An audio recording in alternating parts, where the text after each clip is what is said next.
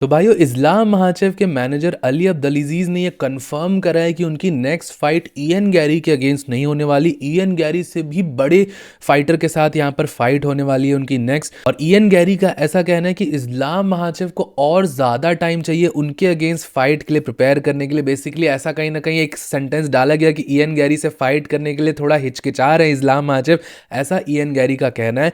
तो इस बारे में भी इस वीडियो के अंदर डिस्कस करेंगे, इस्लाम का नेक्स्ट अपोनेंट कौन होने वाला है, क्यों इयन गैरी के अगेंस्ट फाइट इस टाइम पे पॉसिबल नहीं हो पाई। साथ ही साथ भाइयों, इस संडे होने वाला है UFC 326 फाइटिंग इवेंट, जिसमें चार्ल्स ओलिवेरा और मैक्स हॉलोवे के बीच में एक बहुत बड़ी BMF टाइटल फाइट होने वाली है। तो इस फाइट और इस इवेंट के बारे में बात करेंगे, इसकी डेट एंड टाइमिंग सारी चीजें आप सबको बताऊंगा। और भाइयों फिर बात करेंगे UFC के farmer middleweight champion tricks du Plessis के, जिनके अपने आप में ही एपिसोड्स आ रहे हैं। कल ट्रिकस डुप्लेसिस ने एक पॉडकास्ट के अंदर ये बोला कि उनको ऐसा लगा था कि वो फाइट ऑलमोस्ट जीत ही गए थे और थोड़ा और टाइम होता है, यहाँ पे 20-25 सेकंड और होते तो शायद वो हमजा चिमाय को फिनिश करके फाइट जीत जाते।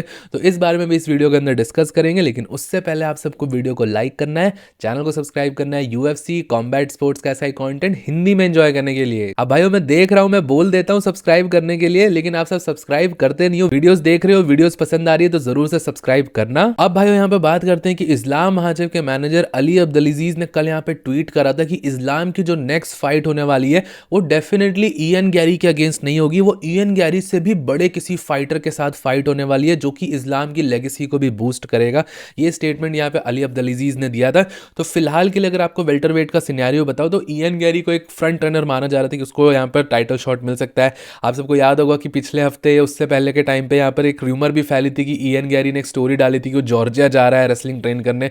तो सब ने यहाँ पर ये बोल दिया था कि इयन गैरी को ही नेक्स्ट टाइटल शॉट मिलेगा। तो अब यहाँ पे क्लियर हो चुका है कि उसको टाइटल शॉट नहीं मिल रहा। अब अली अब्दुलजीज ने बोला है कि एक बहुत बड़ा फाइटर, एक बहुत बड़ा नाम है उस फाइटर का, इयन गैरी से ज़्यादा बड़ा नाम किसका हो सकता है। अब रिसेंट टाइम्स में माइकल मोरालेस का भी नाम बोला जा रहा है कि बट क्या माइकल मोरालेस का नाम इयन गैरी से भी बड़ा है? I don't think Ian Gary से ज़्यादा बड़ा है, इयन गैरी के इक्वली मानूंगा मैं। अली अब्दुलजीज ने ऐसा बोला है कि बड़ा नाम है। अब मे भी यहाँ पर फिर अगर बड़ा नाम देखा जा रहा है तो कमारू उस्मान का देख सकते हैं कि कमारू उस्मान फॉर्मर वेल्टरवेट चैंपियन है, मल्टीपल टाइम्स उसने टाइटल डिफेंसेस कर रखे हैं और ये फाइट की पॉसिबिलिटीज़ भी बोली जा रही है। बट कमारू उस्मान अपने साइड से ये चीज़ बोल रहा है कि UFC ये फाइट डिक्लाइन कर रही है। तो कौन सच बोल रहा है, कौन झूठ बोल रहा है? और मैं यहाँ पर स्पेसिफिकली ये चीज़ बोलूँगा कि अगर आपको किसी की बात माननी है तो एक बार को आप कमारू उस्मान की बात मान सकते हो। मे बी कमारू उस्मान शायद अभी नेगोशिएशन कर रहा होगा तो ये सारी चीज़ें रिवील ना कर रहा हो, लेकिन अली अब्दुलजीज बहुत सारी ऐसी चीज़ें ट्विटर पे उल्टी सीधी बोलता है और बहुत सारे र्यूमर्स खुद ही फैलाता है, अपने फाइटर को हेल्प करने के लिए करता है, बट उससे ज़्यादा उसका नुकसान ही हो जाता है मोस्ट ऑफ द टाइम। तो अली अब्दुलजीज की बातों को हम थोड़ा पिंच ऑफ सॉल्ट के साथ ही लेंगे इस टाइम पे। अगर इयन गैरी को इस टाइम पे टाइटल शॉट नहीं मिल रहा है तो माइकल मोरालेस ही होने वाला है, या फिर उसके बाद यहाँ पे कमारू उस्मान को, एक बहुत कम चांसेस है बट स्टिल उसके चांसेस है कि कमारू उस्मान को मिल सकता है टाइटल शॉट। अब भाई इसके बाद ये अपडेट निकल के आई तो लोगों ने इयन गैरी से पूछा कि भाई तुम्हारी तो फाइट होने वाली थी, तुम तो जॉर्जिया चले गए यहाँ पर रेसलिंग ट्रेन करने के लिए, इस्लाम से फाइट करने के लिए। तो इयन गैरी ने ऐसा बोला है कि मैं फाइट के लिए रेडी हूँ, लेकिन इस्लाम महाचेव को मुझसे फाइट करने के लिए और ज़्यादा टाइम चाहिए था। और उसका ऐसा कहना है कि इमेजिन आप pound for pound number 1 fighter हो और आपको किसी से फाइट करने के लिए और ज़्यादा टाइम चाहिए। तो बेसिकली यहाँ पर इयन गैरी का ऐसा कहना है कि इस्लाम ने अपनी तरफ से फाइट को डिक्लाइन करा, वो यहाँ पर फाइट करने के लिए रेडी हैं, जून में भी, उससे पहले भी, उसके बाद भी। अब भाई डेफिनेटली ऐसा हो सकता है कि इस्लाम महाचेव के कैंप ने यहाँ पर ट्राई करा होगा कि एक लंबा टाइम उनको मिले, यहाँ पर रेस्ट मिले, साथ ही साथ उन्होंने प्रिपरेशन का और ज़्यादा टाइम मांगा होगा। और अपने आप में ही इयन गैरी एक बहुत डेंजरस अपोनेंट है, वो देखने में लोग उसको सीरियसली नहीं ले रहे हैं इस टाइम पर, बट उसके पास सारी स्किल्स है, वेल राउंडेड है, स्ट्राइकिंग भी डिसेंट है उसकी। और रिसेंट टाइम्स में चार्ल्स ओलिवेरा के जिम में ट्रेन करके उसने अपना ग्राउंड गेम भी इंप्रूव कर लिया। तो ऑब्वियसली ऐसे डेंजरस अपोनेंट के लिए एक ठीक ठाक टाइम चाहिए होता होगा। और एक और चीज़ यहाँ पर हम सबको फैक्टर इन करनी चाहिए, हम सबको भूलना नहीं चाहिए कि इस्लाम महाचेव फिलहाल रमदान के फास्ट कर रहे हैं। तो एक महीने जब ये मुस्लिम फाइटर्स यहाँ पर फास्टिंग करते हैं तो उसके बाद इमीडिएटली फाइट कैंप में आ जाना, फाइट करना बहुत ज़्यादा मुश्किल होता है। हालांकि कुछ फाइटर्स इन पास्ट यहाँ पे रमदान के मंथ में भी फाइट करी है, उसके जस्ट बाद भी करी है। तो डेफिनेटली ये सारी चीज़ें होती हैं, बट ये अपने आप में ही रिस्क पोजेस करती हैं। ऑब्वियसली आप पूरी तरीके से हाइड्रेटेड नहीं रहोगे, पूरी तरीके से न्यूट्रिशन पूरा नहीं होगा, तो आप सबको प्रॉब्लम्स यहाँ पर होने वाली है। और कंसिडरिंग कि इस्लाम महाचेव अपने कैरियर में कौन से स्टेज पर है, तो वो इस टाइम पे सारी चीज़ें चेकमार्क करके ही फाइट करने जाएंगे। रिस्क, अननेसेसरी रिस्क लेना यहाँ पर ज़्यादा स्मार्ट नहीं होगा। और ये चीज़ें हमेशा से ही उनका कैंप करके आया है, उनके टर्म्स पे फाइट कराता है, और वो ये कुछ भी बुरा नहीं है। अगर उनको 2 महीने 3 महीने एक्स्ट्रा चाहिए रिकवर करने के लिए, प्रिपेयर करने के लिए, तो मुझे नहीं लगता इसमें कोई बहुत बुरी बात है, या इयन गैरी के लिए कोई फ्लेक्स वाली बात है कि इस्लाम महाचेव ने 3 महीने एक्स्ट्रा मांग लिए। सब फाइटर, सारे चैंपियंस डेफिनेटली ट्राई करेंगे कि अपने हिसाब से बेटर प्रिपेयर हो कहीं आए एक चैंपियनशिप फाइट के लिए। बाकी भाइयों, आप सबका इस बारे में क्या सोचना है, आप सब मुझे नीचे कमेंट सेक्शन में ज़रूर बताइएगा। अब बात करते हैं इस हफ्ते होने वाले UFC 326 फाइटिंग इवेंट के बारे में। जी हाँ भाइयों, फाइनली UFC का एक पेपर व्यू इवेंट आ चुका है, इतने सारे fight nights back to back देखते हुए। तो सबसे पहले आप सबको UFC 326 Charles Oliveira versus Max Holloway की डेट एंड टाइमिंग्स बता देता हूँ इंडिया के अकॉर्डिंग। तो इंडिया के अंदर भाइयों ये इवेंट संडे को 8 मार्च को होने वाला है, और ये इवेंट का जो मेन इवेंट है, मेन जो सारी फाइट्स है, मेन कार्ड बेसिकली, वो स्टार्ट हो जाएगा सुबह 7:30 बजे से। और मैंने आप सबको पहले भी बहुत बार बताया कि कैसे आप सब देख सकते हो। अगर टीवी स्क्रीन पे देखनी है तो सोनी 10 चैनल्स है, सोनी 10-1, 10-2, 10-3, किसी भी चैनल पे जाके जो मैंने टाइमिंग्स बताई आप सब जाके चेकआउट करना, उस टाइम पे आप सबको ये फाइट्स देखने को मिल जाएंगी। बाकी भाइयों, अगर आप सबको अपने फ़ोन और टैबलेट्स वगैरह पे देखना है तो इसके मल्टीपल मेथड्स है। सबसे श्योर शॉर्ट मेथड है और सबसे सेफ तरीका है कि आप सोने लिव पे ये सारी चीज़ें देखो। सोने लिव का आपको सब्सक्रिप्शन लेना पड़ेगा, ये इसका डाउन साइड है, बट सब्सक्रिप्शन ले लोगे तो बहुत कंफर्टेबली सारी चीज़ें एंजॉय कर पाओगे। बाकी फ्री मेथड्स भी हैं, जियो टीवी पे कभी कभार दिखाते हैं, कभी कभार नहीं दिखाते हैं।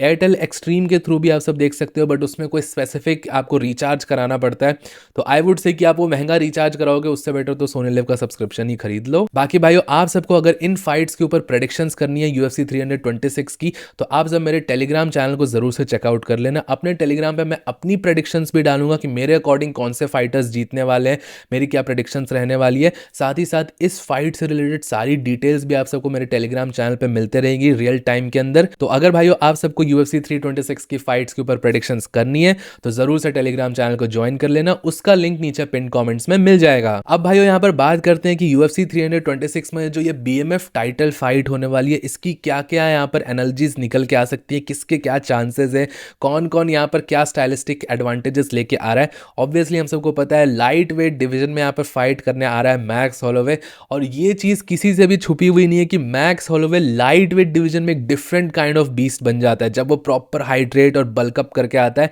उसकी परफॉर्मेंस बहुत ज़्यादा खतरनाक निकल के आती है। अब मुझे UFC 300 का यहाँ पर जस्टिन गेची का नॉकआउट आप सबको याद दिलाने की ज़रूरत तो होगी नहीं, क्योंकि वो सबसे ज़्यादा क्रेजी नॉकआउट था मैक्स हॉलोवे का, और वो लाइट वेट डिवीजन में ही उसने निकाला था। फिर लाइट वेट डिवीजन में उसने बहुत सॉलिड परफॉर्मेंसेस दी हैं अभी तक, क्योंकि भाइयों जब वो फेदर वेट डिवीजन में होता था तो उसको एज अ वॉल्यूम पंचर ही देखा गया। जब वो बहुत ज़्यादा वॉल्यूम थ्रो करता है, बहुत ज़्यादा पावर के लिए मैक्स हॉलोवे नहीं जाना चाहता है, क्योंकि वो फेदर वेट डिवीजन में उतना ड्रेन होता है, उसके अंदर वो वाली स्ट्रेंथ निकल के नहीं आती है। लेकिन लाइट वेट डिवीजन में मैक्स हॉलोवे एक पावर भी पोजेस करता है, एक अलग ही यहाँ पर हिट आता है मैक्स हॉलोवे के पंचेस में। और भाइयों हम सबको पता है इस बार जो उसका अपोनेंट है Charles Oliveira, even though Charles Oliveira multiple time drop होता है फाइट्स के अंदर और नॉकआउट होने के लिए ससेप्टेबल रहता है, बट स्टिल वो पॉकेट में रह के ट्रेडिंग करता है। उसको यहाँ पर पॉकेट के अंदर स्ट्राइकिंग करना बहुत ज़्यादा पसंद है। तो क्या वो मैक्स हॉलोवे के अगेंस्ट ये चीज़ करेगा? हालांकि अगर मेरा ओपिनियन आप सब माने जाओगे तो मुझे ऐसा लगता है इलिया टुपुरिया के बाद जो उसका नॉकआउट हुआ है, उसके बाद चार्ल्स ओलिवेरा थोड़ा और केयरफुल रहने वाला है। वो रेकलेस पॉकेट के अंदर स्ट्राइकिंग मैक्स हॉलोवे के साथ तो नहीं करेगा, वरना मैक्स हॉलोवे भी उसकी लाइट्स आउट कर सकता है। मुझे पर्सनली ऐसा लगता है कि इलिया ने यहाँ पे बहुत बड़ा डेंट डाला है चार्ल्स ओलिवेरा का। वो बहुत ब्रूटल नॉकआउट था, उसके बाद चिन डेफिनेटली अफेक्ट होती है, तो मैक्स हॉलोवे उसको कैपिटलाइज कर सकता है। अब ऐसे तो मैक्स हॉलोवे की चिन भी इलिया टुपुरिया ने क्रैक कर रखी है, मतलब एक बार को आप देखोगे तो क्या समझ में आता है कि इलिया टुपुरिया ने 1 साल 1.5 साल के अंदर ही कितने बड़े बड़े UFC लेजेंड्स को ऐसे फ्लैट लाइन नॉकआउट कर रखा। तो ये अपने आप में ही कितनी क्रेजी चीज़ है, कितना ग्रेट फाइटर है। तो भाई रही बात की यहाँ पर UFC 326 की, तो यही तरीके से फाइट यहाँ पे बन रही है। मैक्स हॉलोवे यहाँ पर एक पावर भी लेके आएगा लाइट वेट डिवीजन में, और चार्ल्स ओलिवेरा वो उसके साथ उसकी रेंज में रह के स्ट्राइकिंग करेगा। अब भाइयों देखिए यहाँ पर बहुत ज़्यादा चांसेस और लोगों का ऐसा कहना है कि मैक्स हॉलोवे के फेवर में फाइट जाने वाली है। वो टेक डाउन डिफेंस करेगा, फाइट को स्ट्राइकिंग पे रखेगा तो फाइट को जीत सकता है। अब भाई मुझे ऐसा लगता है कि अल्टीमेटली यहाँ पे चार्ल्स ओलिवेरा उसको टेक डाउन जरूर करेगा, और अगर स्मार्ट फाइटिंग करता है चार्ल्स ओलिवेरा तो डेफिनेटली उसको यहाँ पर ग्राउंड गेम इंक्लूड करेगा। अब ये चीज़ यहाँ पर अनटेस्टेड है। बहुत रिसेंट टाइम्स में आप देखोगे तो बहुत ज़्यादा किसी भी फाइटर ने मैक्स हॉलोवे का ग्राउंड गेम चेक नहीं किया है। हालांकि ग्राउंड पे अच्छा है, वो सबमिशन डिफेंस वगैरह है यहाँ पे मैक्स होलोवे का, बट रिसेंट काफ़ी सारे मैचअप्स उसके स्ट्राइकिंग मैचअप्स ही देखने को मिले हैं। तो ये बहुत बड़ी प्रॉब्लम हो सकती है, कुछ नया यहाँ पे पोजेस कर सकता है। ऑब्वियसली जब आप परसिस्टेंटली ऐसे स्ट्राइकिंग मैचअप्स कर रहे हो, डेफिनेटली आप ट्रेन सारी चीज़ें कर रहे हो, बट किस तरीके से आप एक्चुअल मैच में परफॉर्म करोगे। चार्ल्स ओलिवेरा भाइयों एक मजिशियन है ग्राउंड पे, वो कब कौन सा चोक कौन सा लॉक लगा देगा पता भी नहीं चलता है। एक मिस्टेक और आपके ऊपर कोई लॉक लग जाता है। हमने देखा था फाइट के स्टार्टिंग में ही अरमान सारूकियन को उसने गिलोटिन चोक के अंदर फंसा दिया था। अगर वो अरमान सारूकियन के शॉट स्लिप नहीं होते तो शायद वो गिलोटिन यहाँ पे कंप्लीट भी हो जाता, और मल्टीपल टाइम्स फंसा दिया था। सेकंड राउंड में भी अरमान सारूकियन को फंसा दिया था, फाइट फिनिश होते टाइम भी फंसा दिया था। तो अरमान सारूकियन जिसका ग्राउंड गेम इतना टेस्टेड है, उसको इतनी अच्छी ग्रैपलिंग आती है, वो यहाँ पे फंस सकता है। तो अगर मैक्स होलोवे को उसने टेक डाउन कर लिया चार्ल्स ओलिवेरा ने, तो प्रॉब्लम्स ज़रूर दे सकता है। तो जितनी वन साइडेड लोग यहाँ पे मैक्स होलोवे को यहाँ पे प्रेफर कर रहे हैं, तो उतना ज़्यादा वन साइडेड ये फाइट है नहीं, ये काफ़ी क्लोज फाइट है। और भाइयों एक चीज़ हमेशा बोली जाती है कि you can never count out Charles Oliveira from a fight. मतलब चार्ल्स ओलिवेरा को आप कभी भी पूरी तरीके से राइट ऑफ नहीं कर सकते हो कि ये तो ये फाइट नहीं जीतने वाला है। और ऐसे मैचअप्स हैं जिसमें उसको पूरी तरीके से राइट ऑफ कर दिया गया है, लोग उसको एक्सपेक्ट नहीं कर रहे हैं जीतने के लिए, उन्हीं मैचअप्स में सबसे ज़्यादा शाइन करके आता है चार्ल्स ओलिवेरा। तो डेफिनेटली कुछ ना कुछ यहाँ पे तगड़ा हो सकता है UFC 326 में। मैं डेफिनेटली कहूँगा कि आप सब ये इवेंट ज़रूर से मिस मत करना। बाकी भाइयों आप सबकी क्या प्रेडिक्शंस रहने वाली है UFC 326 की, मेरे साथ नीचे कमेंट सेक्शन में ज़रूर शेयर करिएगा। अब बात करते हैं भाइयों, जो former middleweight champion Dricus Du Plessis ने एक स्टेटमेंट दिया है, और उनका ऐसा कहना है कि जो वो उन्होंने लास्ट राउंड फाइट कर रहे थे, तो उनको ऐसा लग रहा था कि अब वो हमजा चिमाएव को नॉकआउट करने ही वाले। उनको ऐसा फील आ गया था अंदर से कि वो ये फाइट जीतने वाले, बट उन्होंने फाइट तब हारी जब वो लास्ट 10 सेकंड्स का बजर बजा। उसके बाद उनको रियलाइज हुआ कि शिट वो फाइट हार गए हैं। और बेसिकली ड्रीकस डुप्लेसिस का ऐसा कहना था कि अगर 5th राउंड में थोड़ा और टाइम उनको मिलता तो डेफिनेटली हमजा चिमाएव को फिनिश करने वाले हैं।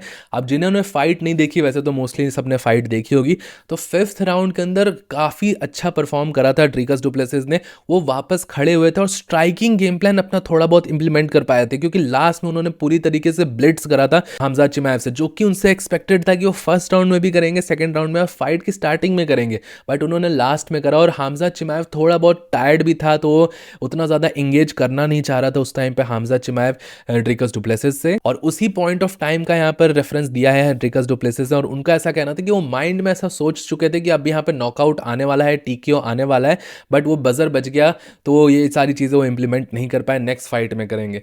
तो भाइयों अब ऑब्वियसली ये सारे ओपिनियंस के बारे में, अब एक फाइटर वहाँ पर ऑक्टागन के अंदर मौजूद है तो उसको क्या फीलिंग हुआ, वो सारी चीज़ें यहाँ पे शेयर कर रहा है ड्रीकस डुप्लेसिस।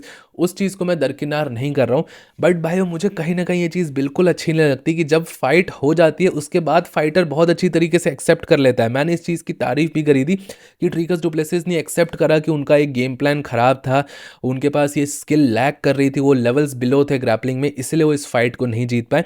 और ऐसा मिस्टेक एक्सेप्ट करना ही आपका फर्स्ट स्टेप होता है कि आप इंप्रूव करोगे और बेटर आओगे रीमैच के अंदर।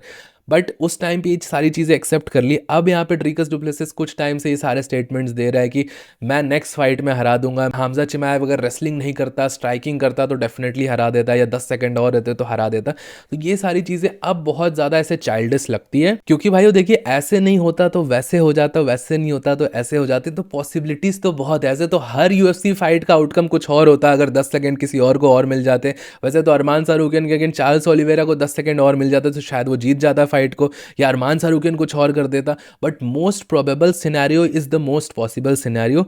यहाँ पर यही चीज़ देख सकते हैं, 4 साढ़े 4 राउंड तक डोमिनेट हुआ था यहाँ पर ड्रीकस डुप्लेसिस हमजा चिमाएव से, और यही रियलिटी है, इसको चेंज नहीं किया जा सकता है। हाँ आपको नेक्स्ट यहाँ पर फाइट मिलेगी तो आप नेक्स्ट एक और अपॉर्चुनिटी मिलेगी, उस टाइम आप कुछ डिफरेंट ट्राई कर सकते हो, बट उस फाइट के अंदर आप ये नहीं बोल सकते 10 सेकंड और होते तो भाई मैं यहाँ पर उसको हरा देता। मेरे दिमाग में तो मैं जीत गया था, बट 10 सेकंड और होते तो मैं जीत जाता रियलिटी में भी। भाइयों ये चीज़ें कहीं ना कहीं एक फॉर्मर UFC चैंपियन से सुनने में काफ़ी ज़्यादा चाइल्डिश लगती है। बाकी आप सबका क्या ओपिनियन है इस बारे में मुझे नीचे कमेंट सेक्शन में ज़रूर बताइएगा। टिल देन भाइयों वीडियो पसंद आया होगा तो प्लीज़ वीडियो को लाइक, चैनल को सब्सक्राइब कर दीजिएगा। मिलता हूँ आप सबको नेक्स्ट वीडियो में अगले अपडेट के साथ। Bye bye.